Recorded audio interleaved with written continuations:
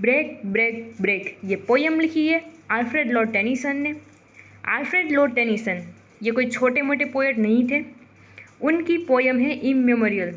वो खुद queen Victoria अपने हस्बैंड की याद में पढ़ा करती थी। वैसे तो ये पोयम लिखी गई थी 1835 में, लेकिन पब्लिश की गई 1842 में। गाइस, ये पोयम लिखने के पीछे का हिस्ट्रिकल कंटेक्स्ट क्या है? पोएट का पर्सनल लाइफ का एक दुख है। उनके फ्रेंड की डेथ हो गई है और लगातार आंखों से आंसू बह रहे हैं। उस वजह से वो ठीक से अपने दुख को बोल नहीं पा रहे हैं, एक्सप्रेस नहीं कर पा रहे हैं। वो दुख को बता नहीं पा रहे हैं, बोल नहीं पा रहे हैं। उसी वजह से वो अपनी पोयम के थ्रू दुख को लिखते। तभी उनकी नज़र समुद्र का जो बहाव है उस पर पड़ती है।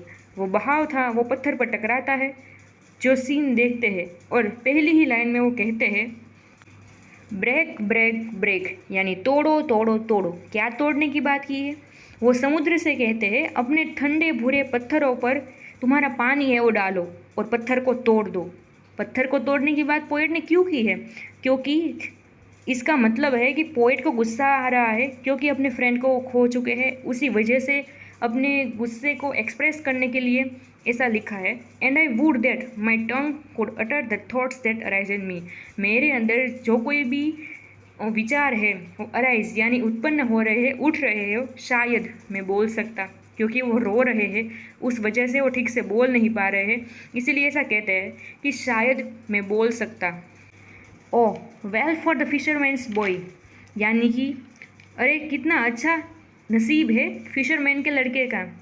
ऐसा क्यों कहा है? That he shouts with his sister at play, क्योंकि वो अपनी बहन के साथ खेलते खेलते शाउटिंग कर सकता है और मैं कुछ नहीं बोल सकता।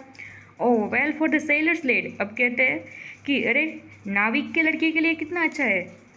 लेड यानी लड़का और सेलर यानी नाविक, उसके लिए कितना अच्छा है। That he sings in his boat on the bay, यानी कर खाड़ी के ऊपर या फिर छोटी सी नदी है उसमें उसकी बोट तैर रही है, वो ओशन को एंजॉय कर रहा है और साथ ही साथ वो गा भी रहा है, तो उसके लिए भी कितना अच्छा है।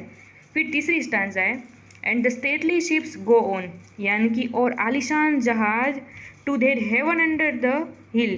पहली लाइन का मतलब होगा and the stately ships go on, यानी कि आलिशान जहाज जाते हैं to their haven under the hill, यानी अपने बंदरगाह में चले जाते हैं, पहाड़ी के नीचे से अपने बंदरगाह में चले जाते हैं। But oh for the touch of a vanished hand, लेकिन मेरे फ्रेंड का हाथ है वो गायब हो गया है, यानी उसका फ्रेंड है वो फिजिकली शारीरिक तौर पर मौजूद नहीं है। And the sound of a voice that is still, but हाँ उसके दोस्त की आवाज़ अभी भी उन्हें सुनाई दे रही है। फिर फोर्थ स्टांजा में कहा गया है ब्रेक ब्रेक ब्रेक, तोड़ो तोड़ो तोड़ो।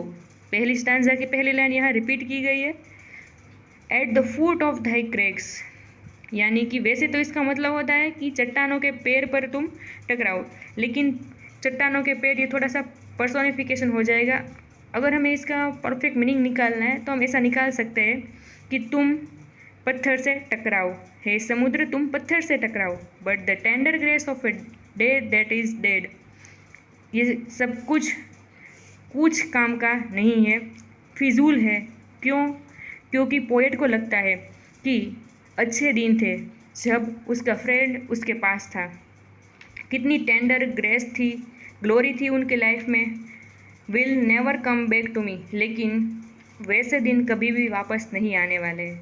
गाइज, ये पोएम यही ख़त्म होती है। आपको ये एक्सप्लेनेशन अच्छा लगा हो तो चैनल को लाइक शेयर एंड सब्सक्राइब कर दीजिएगा। Thank you.